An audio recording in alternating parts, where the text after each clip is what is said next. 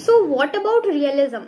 Realism means, जैसे कि हमने बात करा था अपने प्रीवियस वीडियोस में कि इंटरनेशनल रिलेशंस बेसिकली आइडियोलॉजीज पर चलती है, जिसमें हमने आइडियलिज्म के बारे में देख लिया जो आइडियलिस्टिक बहुत ज़्यादा है। एंड बात करती है कि इंटरनेशनल अरीना में कभी वॉर का सिचुएशन हो ही नहीं सकता, बट ये फॉल्स प्रूव हो जाता है after the first world war and also the failure of the league of nation.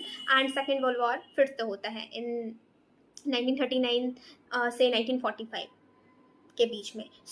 इसके बाद क्या होता है after the first world war, ठीक है।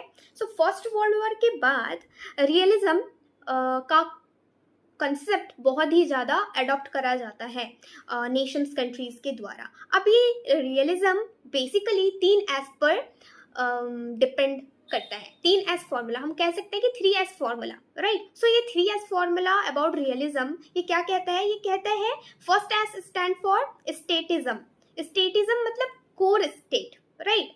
कि रियलिज्म में क्या है कि स्टेट ही जो होते हैं वो बेसिकली इंटरनेशनल अरीना में स्टेट के एग्जिस्टेंस की बात करी गई है। स्टेट ही होता है, कोई भी आउटर बॉडी जैसे कि ऑर्गेनाइजेशंस या एनजीओज ये सब एग्जिस्ट नहीं करता, ठीक है। Second S stand for survival, right. Survival मतलब एनार्की। इंटरनेशनल अरीना में एनार्की है, कोई किसी के ऊपर में सुप्रीम बॉडी एग्जिस्ट नहीं करता, नॉट लाइक दी UN या फिर नॉट लाइक दी NGOs, इसलिए एनार्की बनी हुई रहती है ना। नो गवर्नमेंट, कोई ऐसा बॉडी या इंस्टीट्यूशन है नहीं जो सबके ऊपर में रूल करे। And third S stand for self help. Self help मतलब कोई किसी का फ्रेंड नहीं है इंटरनेशनल अरीना में, और सारी कंट्रीज को अपना हेल्प, अपना नेशनल इंटरेस्ट और अपनी सिक्योरिटी खुद ही करनी पड़ेगी।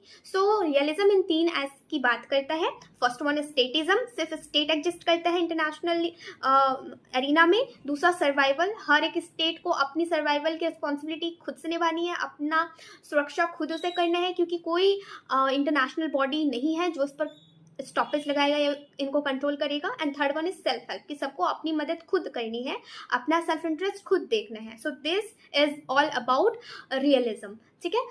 रियलिज्म बेसिकली इसी की बात करता है। And most of the countries ने इस कंसेप्ट को after the first world war accept कर लिया, इस आइडियोलॉजी को एक्सेप्ट किया कि आइडियलिज्म से तो नहीं चल सकता, अब हमें रियलिज्म पर फोकस करना होगा। बहुत से रियलिस्ट थिंकर्स के बारे में भी हम नेक्स्ट वीडियोस में जानेंगे। बेसिकली इस वीडियो में हमने रियलिज्म क्या है इसे कंसेप्ट करा। Thank you.